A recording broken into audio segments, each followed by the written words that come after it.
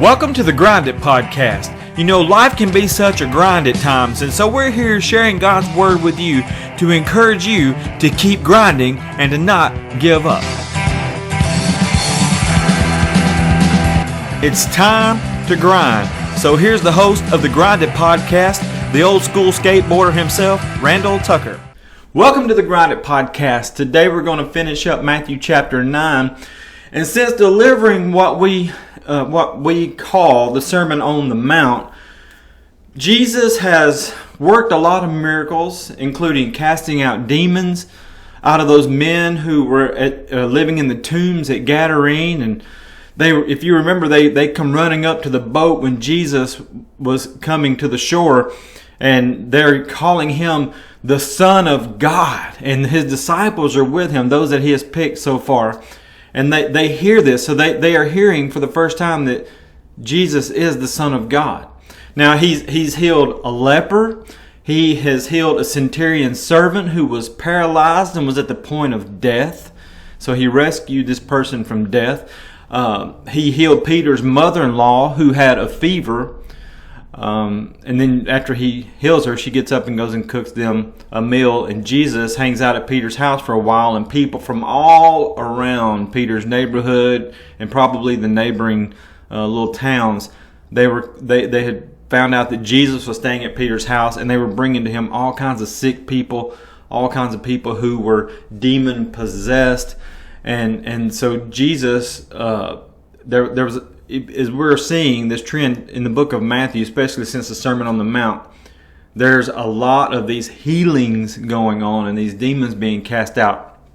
Not to mention that after Jesus was at Peter's house and healed all those people and cast out those demons from those people that came to him, he tells his disciples to get into a boat, and they're going to go to the other side of the Sea of Galilee. And the storm comes up, and Jesus, the storm was so bad, these people who have been fishermen all of their life, they're literally afraid they're going to die. They go and wake up Jesus, who's asleep in the boat, and Jesus just speaks to the winds, and so the storm just calms immediately, and it just freaks the disciples out, and they're like, who is this man that even the winds, the seas, nature obeys him? And then the next thing you see is Jesus healing a paralytic who was lowered down through the roof of a house where Jesus was teaching at. And then in Matthew chapter 9 as well, there is a woman who had an issue of blood for 12 years who had spent everything that she had. She had seen all the doctors, and nobody was able to help her. And she was at her rope's end. She was literally out of choices. She had nothing else that she could do. And Matthew says when she had heard of Jesus, she went and she said, if I could just touch the hem of his garment. And she busts through the crowds, touches his garment. He is healed. But the reason why she was able to do that is because Jesus was on a mission. He had been approached by the leader of the synagogue named Jairus. We get his name from the book of Luke, or Luke's Gospel. And we know that he had a 12-year-old daughter who was dying. And he thought that if I could just get Jesus, this miracle worker, to my daughter while she's still alive, he can heal her. He can save her literally from death. But this woman with the issue of blood interrupts the mission. Jairus has got to be freaking out. Jesus tells him, only believe. And so Jesus carries a conversation with this woman. And after they finally get through talking, they go to Jairus' house. And while they were talking, while Jesus was having this conversation with this woman with the issue of blood, one of Jairus' people shows up from his house and says, don't bother the teacher, your daughter has died. And that's when Jesus says, only believe. And so Jesus goes to Jairus' house. He clears the house out, tells them all to get out because they were laughing at him because he had told the people that, because what they did back then, they would pay people to come and mourn. And so these people had come over because they were paid to mourn over this dead girl who's 12 years old. And plus Jairus' family is there, and they're mourning their daughter. They've lost a loved one. And so Jesus says she's not dead, she's asleep. And so they were laughing at Jesus, and he says, y'all get out. And the only people that he brought in was Jairus, his wife, Peter, James, and John, three of the disciples that he had handpicked. And so Matthew picks up after, in verses 27 through 34 of chapter 9, Matthew picks up the story as Jesus is leaving the girl's home, and he's going to tell us yet about another miracle that Jesus does. But something happens in this story that I want to point out to you. I think it's very interesting. Let's listen to what Matthew says. He says, after Jesus left the girl's home, talking about Jairus' daughter, who he just raised from the dead, 2 blind men followed along behind him, shouting, "Son of David, have mercy on us." And they went right into the house where he was staying. And Jesus asked them, "Do you believe I can make you see?" "Yes, Lord," they told him, "we do." And then he touched their eyes and said, "Because of your faith, it will happen." And then their eyes were opened and they could see. And Jesus sternly warned them, "Don't tell anybody about this." But instead, they went out and spread his fame all over the region. And when they left, a demon-possessed man who couldn't speak was brought to Jesus. And so Jesus cast out the demon, and the man began to speak, and the crowds were amazed. "Nothing like this has ever happened in Israel," they exclaimed. But the Pharisees said, "He can cast out demons because he is empowered by the prince of demons." So there's a lot of things going on in this, and I'm really going to hone in on really one aspect of this story. And the first thing that stands out to me, and it stands out greatly, is how these 2 blind men were following Jesus, which means literally they're behind Jesus. Why? Because they're blind. They can't keep up with a man who's not blind, who's on a mission. He's going to somebody's house to fellowship with other people, probably to get some rest. And so these 2 blind men, they're blind. They can't see where they're going. So they can't keep up with Jesus. They are literally following behind him. How far behind? The Bible doesn't say. Matthew doesn't tell us. That, a lot of times it goes, these Gospels are going into detail, but this is one of the details that we don't have. So we have to kind of guess. Maybe it's 50 feet. Maybe it's 100. Maybe it's 100 feet. We're not told. But perhaps maybe it's not as much distance that I have in my mind. Maybe it's only like 5 feet or 10 feet. And the reason why they're shouting at Jesus is because they can't see Jesus. They can hear the crowd, they can hear the commotion, but they can't see Jesus because they're blind. They can't see. And so they can hear the commotion. Therefore, they know Jesus is going in this direction because they can hear the commotion. They can hear the people talking. They can hear the excitement of the crowd that is following Jesus. And therefore, they can follow the sound, but they can't do it really fast because they're blind. And so they're trying to keep up with Jesus, but they can't keep up with Jesus. Therefore, they're shouting to Jesus, and they're having to shout loud to get over the crowd. And Jesus, it's like he's not paying attention. It's like he is ignoring them. One of the reasons people shout is because they're trying to get somebody's attention.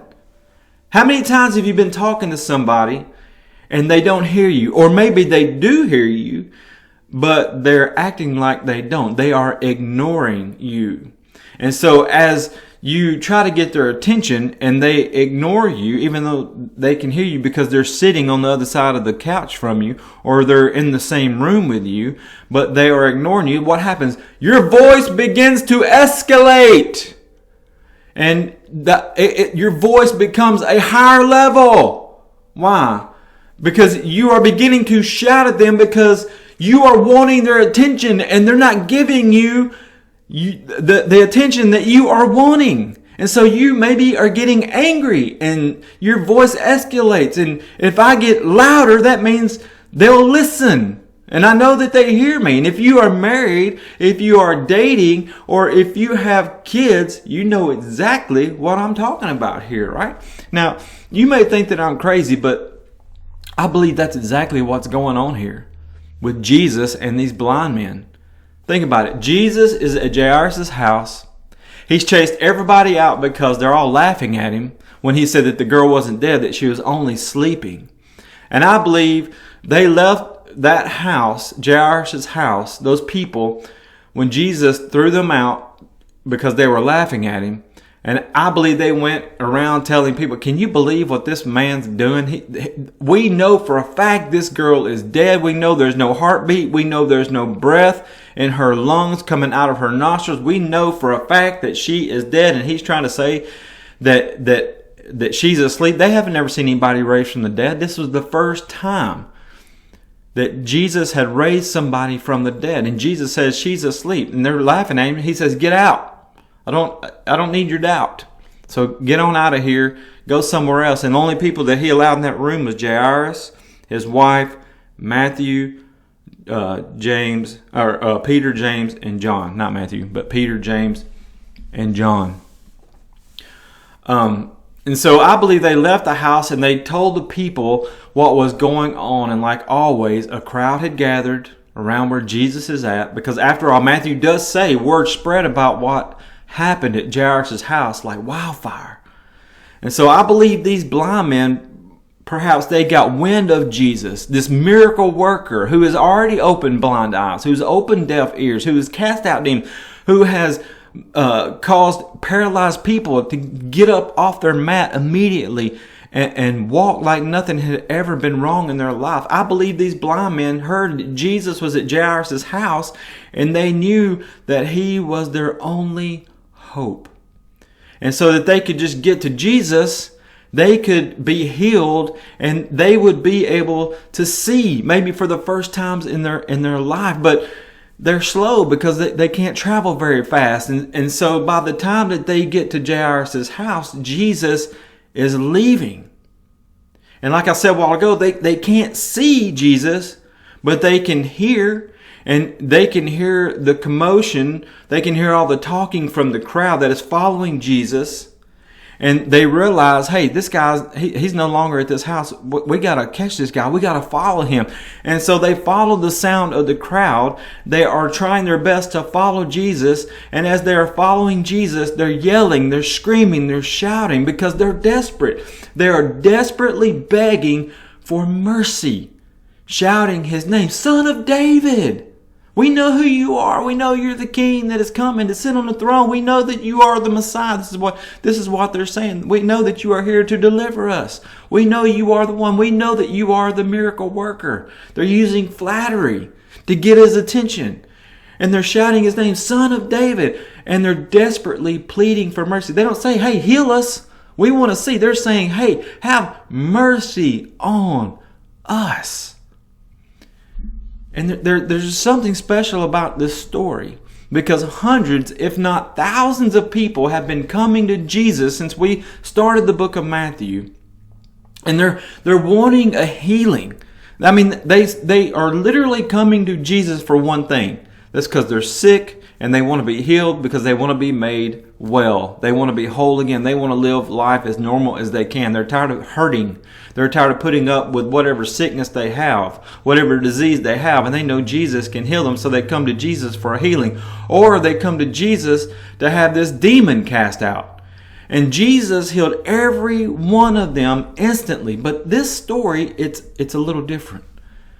And Jesus does end up healing, spoiler alert, he does end up healing these two blind men, but something takes place before the healing, and that is the pursuit. Matthew says after Jesus left the girl's home, after he left Jairus' house, after he raised that girl from the dead, two blind men followed along behind him, shouting, Son of David, have mercy on us. And they went right into the house where he was staying, and Jesus asked them, do you believe I can make you see? This tells me that Jesus left Jairus' house and he went to someone else's house, and he did not stop to take care of these blind men's needs. He didn't. He kept walking. And they followed, shouting. And Jesus arrives at the house where he's staying, opens the door, or the people, he knocks on the door and they let him in, whatever. But he goes inside the house, shuts the door behind him, and begins to fellowship with those people who were in the house, leaving the blind men still on their journey somewhere down the road. Right? And so these two blind men who were way behind because they had to walk slowly, they can't see where they're going. They couldn't keep up with Jesus. They couldn't keep up with the crowd, but they knew the direction, and they could hear the crowd maybe outside of the house where Jesus is at. So they knew where to go because they were following the crowd and the noises. But they couldn't keep up with Jesus, so they arrive at the house where Jesus is. They go inside not caring whose house it was, not caring that they were not welcome to be at that house.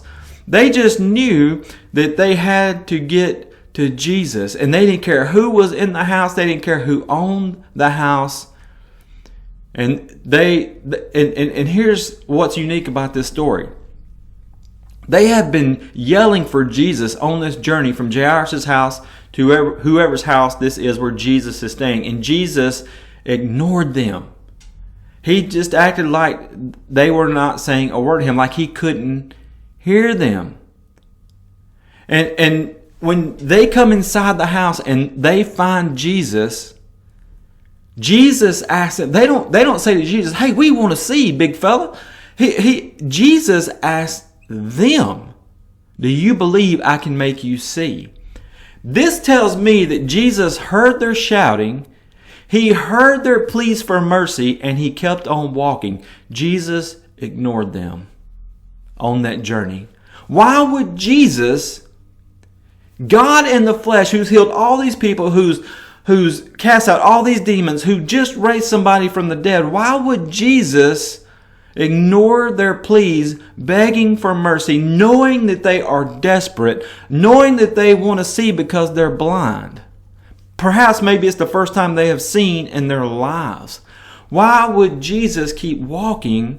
Why would Jesus just keep ignoring these blind men as they desperately cry out to him to have mercy on them and not heal them immediately? Jesus could have stopped dead in his tracks and healed those two blind men, but he didn't.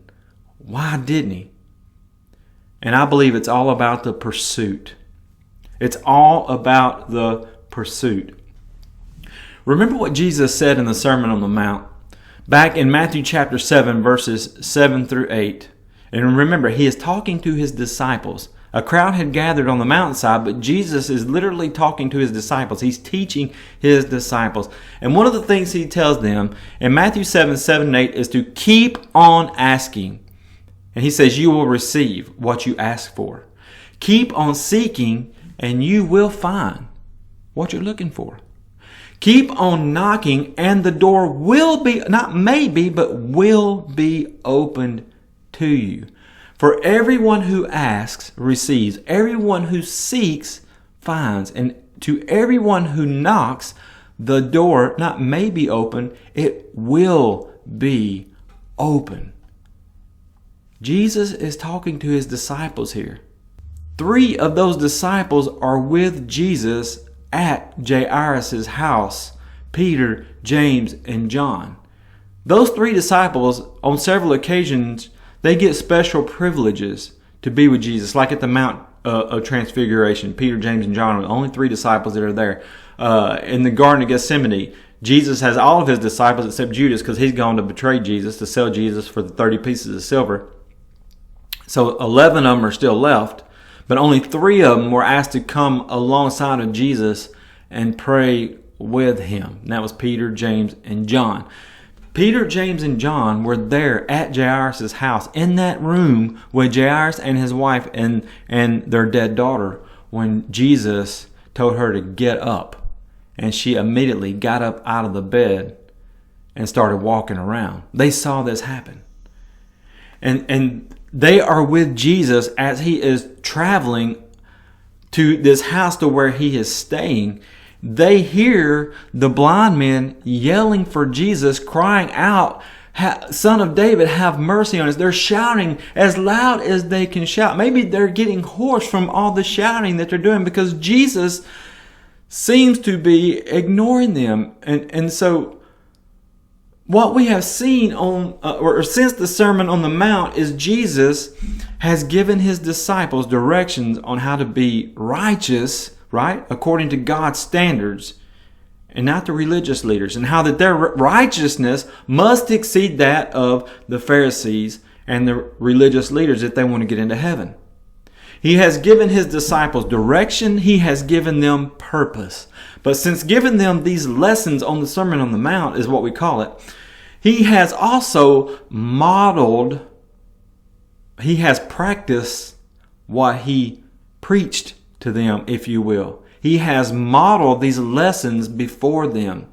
He is teaching by example because he knows that they're going to be taking his place soon, within the next 3 years, when he's going to die on a cross. They're going to see all this go on. They're going to see him die on a cross. They're going to see him put in a tomb for 3 days, and it's going to blow their minds. They're going to be so full of fear. They're not going to understand what's going on until after the resurrection and after they're filled with the Holy Spirit will they fully know, in Acts chapter 2, what was going on. And so Jesus is teaching his disciples, and he's leading by example. Jesus heard these blind men the very first time that they yelled at him. He knew they were there, but he ignored them. He already knew before they ever told them what their need was. He knew what their need already was, that they wanted to see. He knew they were blind. He knew they were begging for mercy. But I believe that Jesus is teaching his disciples a lesson, and that lesson is the pursuit. To endure, to not give up, to keep on pursuing God, even if it seems like he does not hear you. Even if it seems like God is ignoring you. Keep on asking. Keep on seeking. Keep on knocking. And here they see that taking place with these blind men and with Jesus. And it will be a great lesson for them because, as I said a while ago, in the not too far future, in just a few years, their faith is going to be so greatly challenged when Jesus is nailed to that cross and placed in that tomb for 3 days. And you know what? It's a great lesson for us as well. Because God wants our hearts. He wants us, you and me, to desire him, to yearn for him, to burn with passion for him. And there's all kinds of verses about this, and I'll share some with you here in just a second. But it's much like when you are dating your spouse. It's all about the chase. The chase is exciting, especially if you're a male chasing the female, because males, we have this nature about us that we like to hunt. Maybe you don't physically like to go out there and kill animals, but you like a challenge, and it's just built inside of us that we have this competitive nature, and we like that pursuit. We like to conquer things, and we were trying to conquer, if you will. We were in pursuit of our mate, and so the chase begins, and we do all this stuff, kind of like those blind men who were following Jesus. They're chasing Jesus. They're pursuing Jesus. And they're yelling at Jesus. And they're flattering Jesus. You son of David. You know, they're calling him by name. We know who you are. Have mercy on us. We're telling you this is what we want. Have mercy on us. We're flattering you. And this is what we need. We did the same stuff when we were pursuing our spouse, when we were pursuing our girlfriend, when we were pursuing our boyfriends. We do all this stuff that is screaming, that is shouting, hey, pay attention to me. You have something I need. And so we shower them with gifts, and we buy them their favorite things, and we listen for what they like and what they want, and we steer them in that direction. We tell them all of these things that we think they want to hear and that will impress them. It's much like if you've ever watched the Dukes of Hazzard. I grew up watching the original Dukes of Hazzard back in the 80s. And there was a cop on there named Roscoe Pico Train. And Roscoe would always chase the Duke boys around, you know, and that's when they're doing all these jumps because they're trying to get away from Roscoe. They're always trying to get away from Enos or Boss Hogg. They're always running from the law. And thank you for listening to the Grind It Podcast today. May God bless you. If you have any comments or questions, you can email them to us at thegrinditpodcast@gmail.com. If you would like Randy to come and speak at your church or your next event, you can contact him through that same email address. Also, I would like to thank Jody Foster's Army, also known as JFA, for their song Abba, as we use for our intro and our outro off their untitled 1984 album. May God bless you, and remember, keep your eyes on Jesus and keep grinding.